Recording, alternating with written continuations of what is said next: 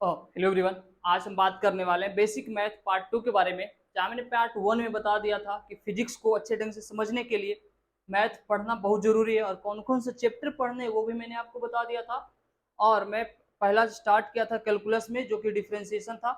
Differentiation क्या होते हैं, फंक्शन क्या होते हैं, फंक्शन कितने प्रकार के होते हैं, how many type of function.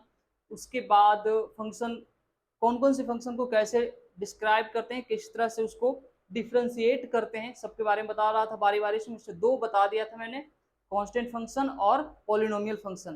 Constant function में मैंने आपको बताया था कि किसी भी कांस्टेंट फंक्शन का डी बाई डी एक्स जो है शून्य होते हैं, जीरो होते हैं। उसके बाद पॉलिनोमियल में मैं आपको बता दिया था कि अगर यहाँ पे बाई है तो बाई बराबर एफ ऑफ एक्स है, उसके पावर में एन है, तो इसका डिफ्रेंसिएशन क्या होते हैं, एन इंटू एक्स के पावर एन माइनस वन। मैंने आपको बता दिया था। इससे रिलेटेड मैं आपको क्वेश्चन आई थिंक नहीं करवाया था, तो आपको क्वेश्चन कर लेना है। जैसे कि यहाँ पे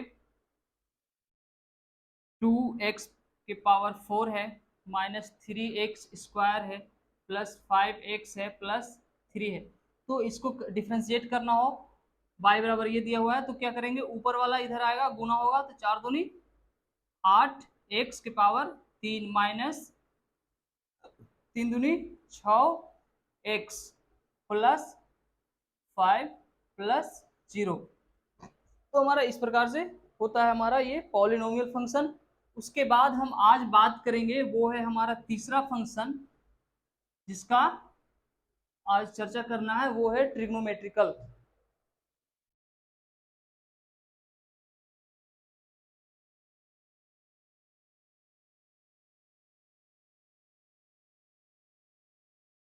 ठीक है, तो ट्रिग्नोमेट्रिकल फंक्शन में हम लोग 10th में पढ़ लिए कि साइन कॉस टेन कॉट और सेक कॉसेक क्या होते हैं। बस यहाँ पे उसको डिफ्रेंशिएट करना है और कुछ नहीं। हमें डिफ्रेंशिएशन डिस्क्राइब नहीं करना है कि कैसे होता है, क्या होता है, बस ये याद कर लीजिए। फिजिक्स में बस हमें इतना ही याद होना चाहिए और हमारा काम फिजिक्स में बन जाएगा।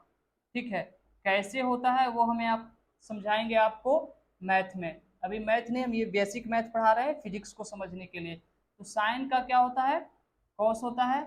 दूसरा हमारा हो गया cos x by D x. Cos x का क्या होता है, माइनस साइन एक्स होते हैं। इसके बाद हमारा तीसरा हो गया टेन एक्स। तो टेन एक्स का क्या होता है, टेन एक्स का होता है सेक स्क्वायर एक्स। उसके बाद हमारा चौथा हो गया कॉट एक्स।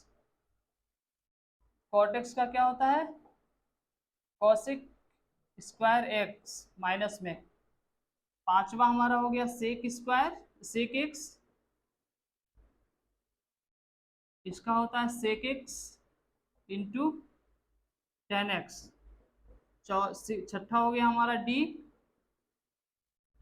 कॉसेक एक्स, ठीक है, बाई डी एक्स। इसका होता है हमारा cosec x into cot x minus में। तो ये चीज बस हमें आप स्क्रीनशॉट ले लीजिए, उसके बाद ध्यान में इसको रखिए, देखते रहना है इसको।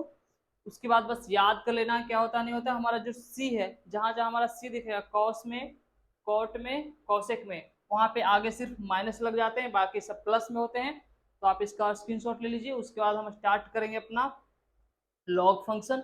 लॉग फंक्शन के बारे में जानेंगे, उसका प्रॉपर्टी समझेंगे, उसका उसका उसका बाद उसके डिफ्रेंसिएशन करेंगे। उसके बाद हमें पढ़ना है एक्सपोनेंशियल फंक्शन। उसके बाद हम आगे पढ़ेंगे कुछ रूल्स है, जैसे कि चेन रूल है, तो ये डिफ्रेंसिएशन का, तो ये सारे कुछ क्लियर करना है। तो पहले आप इसका स्क्रीनशॉट ले लीजिए। उसके बाद तुरंत स्टार्ट करते हैं अपना लॉग फंक्शन।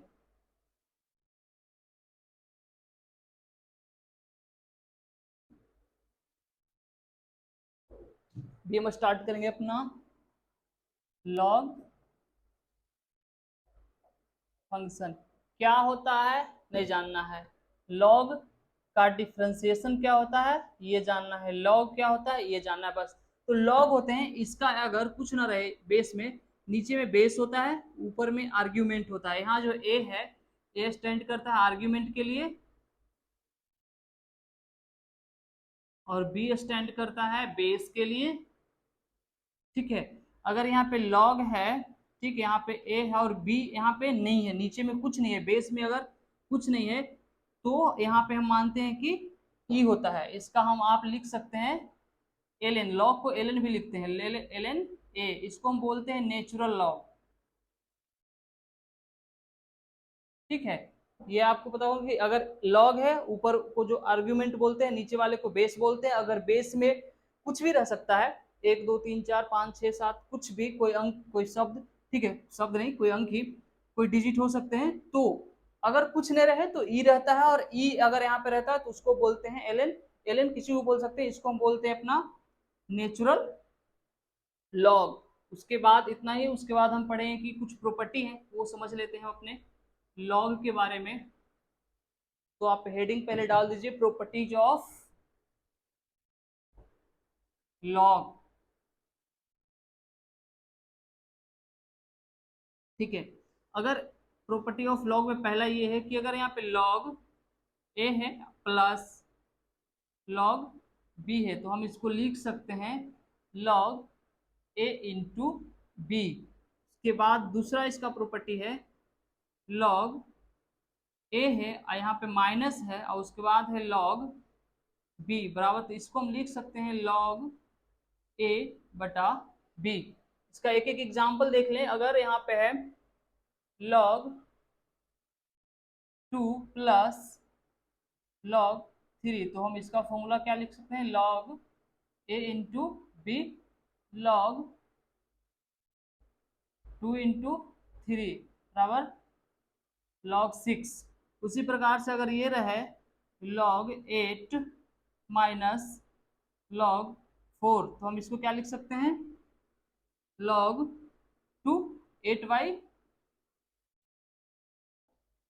है ना। तो इसको हम लिख सकते हैं लॉग टू का जो मान होता है 6.93, वो आपको 0.693 वो आपको डाल देना है, बस यही है लॉग प्रॉपर्टीज ऑफ लॉग। उसके बाद हम आगे समझेंगे कि क्या क्या होता है, इसके कुछ और रूल्स ऑफ प्रॉपर्टी हैं वो समझ लेते हैं। उसके बाद समझेंगे कि लॉग का डिफरेंशिएशन क्या होता है।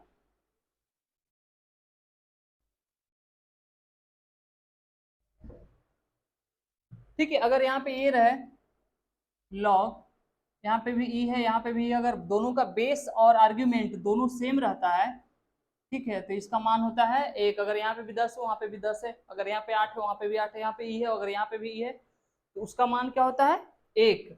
अगर यहाँ पे ये दे दे कि log 1 है, तो इसका मान होता है 0। अगर दे दे कि log 2 है, जैसा कि अभी मैंने बताया 0.693, तो ये चीज आपको याद रखना है। फिजिक्स में भी कहीं कहीं डायरेक्ट आपको पुट करने के लिए मिल जाएगा कि log 2 है, उसका वैल्यू पुट कर दीजिए तो आपका आंसर आ जाएगा। तो आपको यहाँ पे ये चीज याद रखनी है। केमिस्ट्री में भी कहीं कहीं ये चीजें आती है, तो केमिस्ट्री में भी यूज हो जाएगा इसका, तो आपको याद रखना है इसको। और अगर यहाँ पे ये रहे कि लॉग, अगर यहाँ पे कुछ भी रहे, अगर मान लो 3 4 5 6 कुछ भी, लॉग यहाँ पे मान लो कि a है और इसका पावर में अगर आपको b दे दिया, तो इसका आंसर होता है b, हमारा सबसे पहले आ जाता है, उसके बाद जैसे है वैसे लिख देते हैं b लॉग a। जैसे कि अगर हमारा वहां पे दे दे लॉग कुछ भी, मान लो लॉग 8 दे दे, ठीक, तो इसको हमको कैसे सोल्यूशन करना है, लॉग 2 के पावर 3, आंसर में क्या होगा 3 लॉग 2, उसके बाद 3 हो जाएगा, लॉग 2 का वहां पे से वैल्यू रख देना है, उसके बाद आंसर निकाल देना। तो इस प्रकार से आपको क्वेश्चन आएंगे। अगर लॉग है, यहाँ पे ए है, ए के पावर में अगर कुछ है तो पहले पावर बाहर आएगा, गुना में आएंगे, उसके बाद जैसे जितना है उसका बेस वैसे लिख देना, और कुछ नहीं। तो आई थिंक इतना समझ में आ गया होगा। उसके बाद लॉग में कुछ एक्स्ट्रा पढ़ना नहीं है। अगर यहाँ पे अगर इस प्रकार से रहे कि लॉग है, ए है, उसके बाद बराबर में बी दे दिया है, और अगर आपसे पूछ दे कि ए बराबर क्या होगा, यहाँ से पूछ दे कि ए बराबर क्या होगा, तो यहाँ पे सिर्फ आपको डाल देना बी के पावर ई, सॉरी सॉरी सॉरी, ई के पावर बी। ठीक है, अगर यहाँ पे कुछ भी रहे, अगर log 8 रहे, यहाँ पे 9 रहे, तो आपको इस प्रकार से कर देना है। उसके बाद कुछ नहीं है इसमें। उसके बाद अगर हमें पूछ दे कि log का डिफ्रेंसिएशन क्या होते हैं, log x का डिफ्रेंसिएशन क्या होते हैं, अगर तुम्हें बोल दे कि y बराबर दिया हुआ है log x और पूछे कि इसका dy बाई dx क्या होते हैं, तो आपको सीधा आपको आंसर लिख देना है 1 के पावर ओ सॉरी 1/x, बस इतना ही और कुछ नहीं इसमें।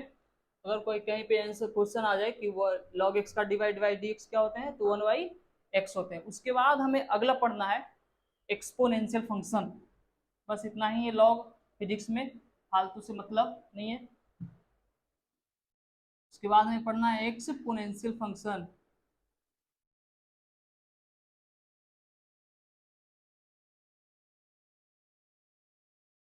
ठीक है, एक्सपोनेंशियल फंक्शन का अगर जैसे कि एक्सपोनेंशियल फंक्शन होते क्या है, जैसे कि अगर e के पावर x है, e के पावर x को क्या बोलते हैं, एक्सपोनेंशियल बोलते हैं।